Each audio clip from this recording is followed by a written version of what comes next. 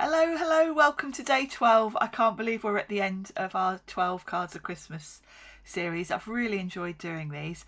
So for the last card today, we're going to make this card using a lovely poinsettia and the Tim Holtz frame tags set. I'll put links in the description box as always. The poinsettia set is quite old actually, but this Tim Holtz set is a brand new one. I like to mix and match really, and I'm hoping throughout this series you might already have some of these sets. Obviously if you don't have this exact poinsettia, there's a good chance you might have a poinsettia in your Christmas stash. So for the tag, I'm going to die cut it from watercolour card. I'm going to give it some colour myself. So I'm just going to die cut that from watercolour card, and then I will grab my Wipe Clean Matte, and then I'm going to colour this with some Oxide ink pads. I've got Antique Linen, Frayed Burlap and Gathered Twigs. I'm going to start with the lightest, which is the Antique Linen, and give it kind of a bit of a wash. I'm just using these as watercolours.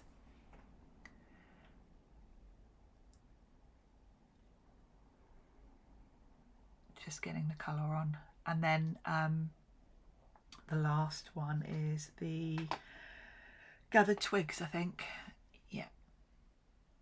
So I'm going to dry this off because I'm in danger here of them all just mixing together and ending up with just a light brown all over, and I do want to be able to see the different shades. So I'm going to dry this off and then I'll go back in with a bit more here and there.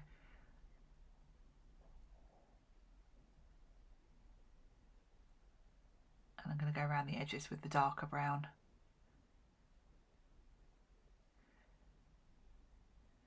You do want to use watercolour card for this because obviously otherwise this would be warping really badly, but I've got quite a good quality watercolour card here, so I can throw as much water at it as I want to.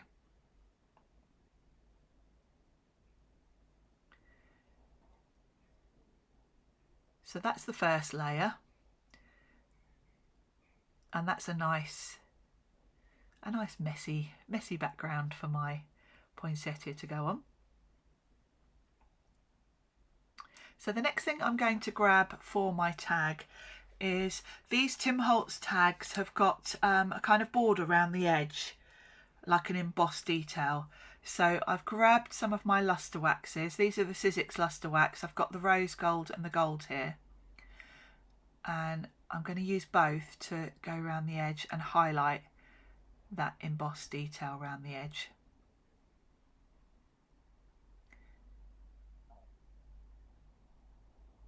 There we go. And then for the bottom right hand corner, I'm going to add some Crackle paste. This is the Tim Holtz Crackle paste. With Crackle paste, the thicker you put it on, the bigger the cracks will be. But obviously the thicker you put it on, the longer it takes to dry as well. So I want some fairly small cracks here, so I'm not going on really thickly. And this is just going to be a nice detail in the corner because my flower will be kind of on the other side, slightly above that. So I'm going to pop that to one side to dry. That should only take about 10 minutes. And as it starts to dry, you'll see the crackle. So I'm going to cut the poinsettia flower from watercolour card as well. And I'm going to use watercolour paints to colour that. So with this flower, you've got different choices for layering up really. And you've got a lovely little sort of centrepiece with dots on. And then in this set also there's a holly leaf, so I'm going to cut that 4 times. I'm not sure if I need all 4, but while I'm colouring I might as well do the maximum I think I'm going to need. It's funny, I always put leaves in 3s, but holly I always think looks better in pairs, so there's a good chance I'll probably do 2 sets of 2. I kind of break my odd number rule a bit with holly. Don't know why. So I'm just running that through again to get a couple more of the holly leaves. And then I'm ready to start colouring these. So for the watercolours, I'm using Altenew Watercolors. I've got two sets here. One's a sort of custom palette that's got all sorts of things on, and I'm just looking. I know I've got a nice pinky red. I think it's in the Altenew palette, so I'm just going to clear myself a bit of space here so you can see. So I'm going to give that a spritz of water and then bring down to the bottom of my mat the flowers. So in this Altenew set there's a kind of burgundy red, and then there's a more magenta-y pinky. So I'm going to do the bottom layer and the top layer in the darker shade, and then that middle section where you've got this sort of embossed detail on the leaves, I'm doing that more in the sort of pinky shade. And what I love about doing watercolours is you can really see the harsh lines here, particularly on this top layer. I'm sorry my camera keeps going in and out.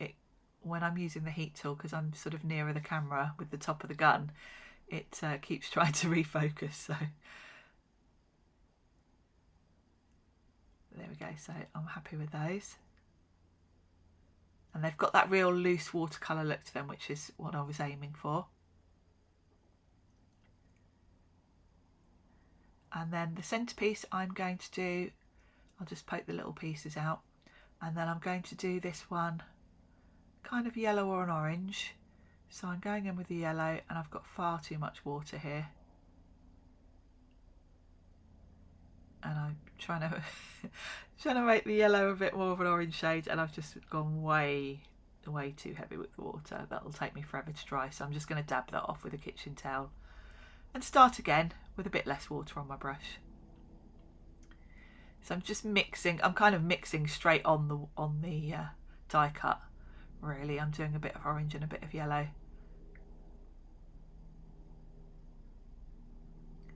And this just adds a really nice detail to that flower.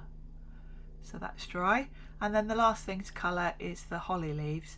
But this Altenew set has got more of a sort of light greens really. So I'm bringing in my custom set that's got a mixture of all sorts of watercolours I've bought. And I know there's a nice kind of olive green in here, which is perfect. So I'm just using my pokey tool to kind of hold these down while I get the colour on,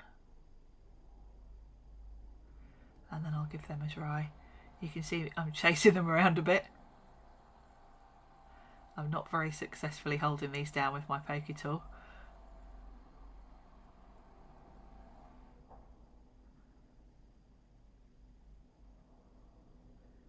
And just one more.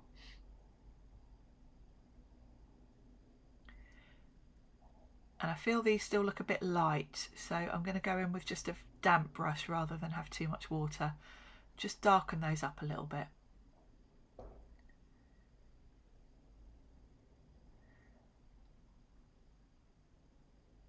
So I'm just going to pop those up there.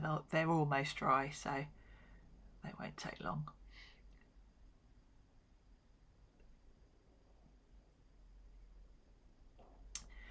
Now my texture paste is still a little, it's not completely dry, so I'm being quite careful arranging these so I don't put my fingers straight in that paste.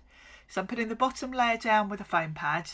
This is so that I can tuck the holly leaves underneath that, and then I'm using glue for the rest. And I love this mid layer, the way it's got some real different variation in that watercolour. You've almost got white in areas.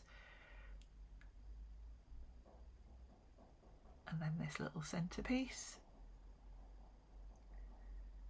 and I end up sliding this all over the place trying to get it straight, but there we go. And then my holly leaves. As I say, I'm not sure if I'm going to use all of these, but I'm going to pop two at the top and then see what I fancy doing at the bottom.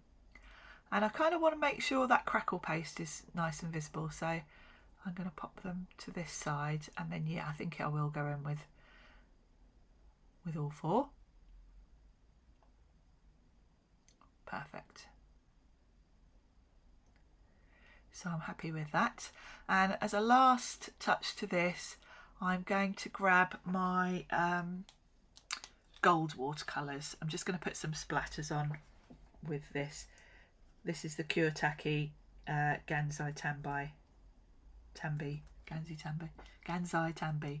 That's a bit of a tongue twister.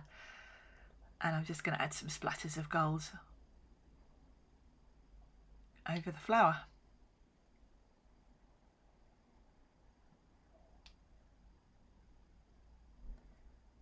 And then I'll set that aside. As I say, that paste isn't quite dry either, so I can let those splatters and the paste dry for another 5 minutes, and then I can work out what I'm going to do for a card base.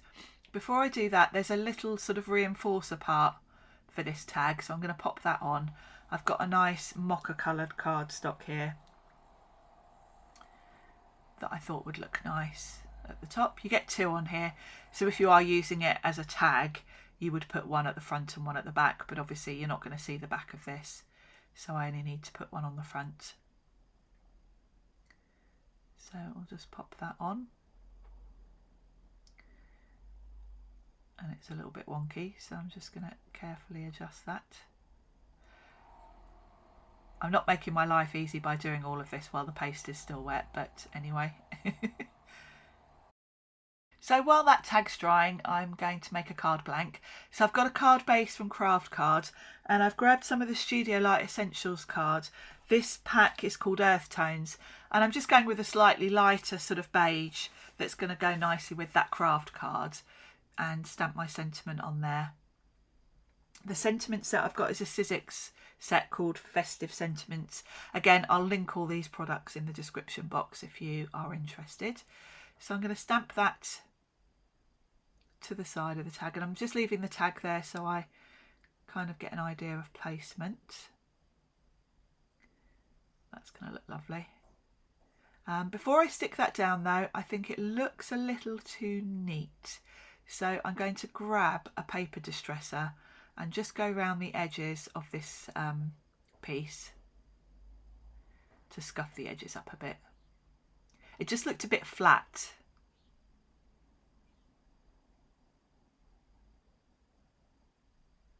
If you don't have a paper distress tool, you could carefully do this with a pair of scissors. It's just to rough up the edges a little bit. Then I can pop this down.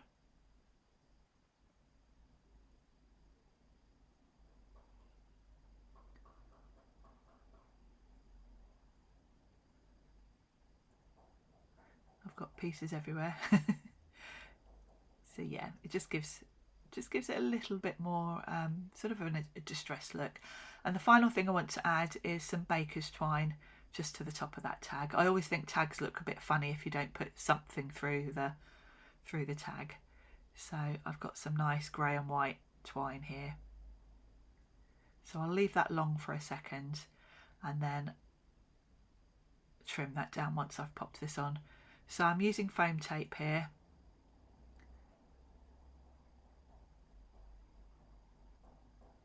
And then I can pop that on, make sure that twine's out the way. And then I can trim that down a little bit. There we go. That's my card finished. And that's the end of the series too. So thank you so much for joining me. If you haven't watched all the other videos, you can obviously go back and watch them. And please subscribe to my channel because I'm going to be doing lots more videos in the run up to Christmas. So if you're still looking for some inspiration, there's more coming. Thanks for joining me today and I'll see you soon. Bye.